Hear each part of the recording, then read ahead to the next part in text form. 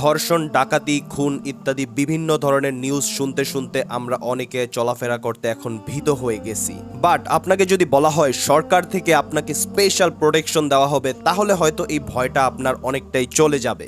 কিন্তু আপনি জানেন যে সরকারও ব্যর্থ হইতে পারে, কিন্তু কার প্ল্যান কখনো ব্যর্থ হয় না জানেন? আল্লাহের। এবং আল্লাহের থেকে আপনি যদি প্রোটেকশন পাইতে চান, তাহলে হাদিস দ্বারা প্রমাণিত এই 3টি আমল আপনার ডেইলি লাইফে ইনক্লুড করে ফেলেন। প্রথমটি হচ্ছে বিসমিল্লাহিল্লাযী লা ইয়াদুররু মা আসমিহি শাইউন ফিল আরদি ওয়ালা ফিস সামাই ওয়া হুয়াস সামিউল আলিম।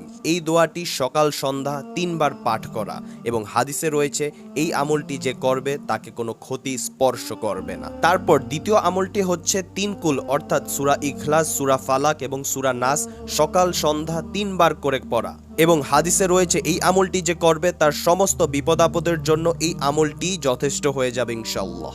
এবং তৃতীয় আমলটি হচ্ছে বাড়ি থেকে বের হওয়ার পর বিসমিল্লাহি তাওয়াক্কালতু আলাল্লাহি লা হাওলা ওয়ালা কুওয়াতা ইল্লা বিল্লাহ পড়া, এবং হাদিসে রয়েছে এই আমলটি যে করবে সে ইনশাআল্লাহ আল্লাহের সাহায্যে সুরক্ষিত থাকবে।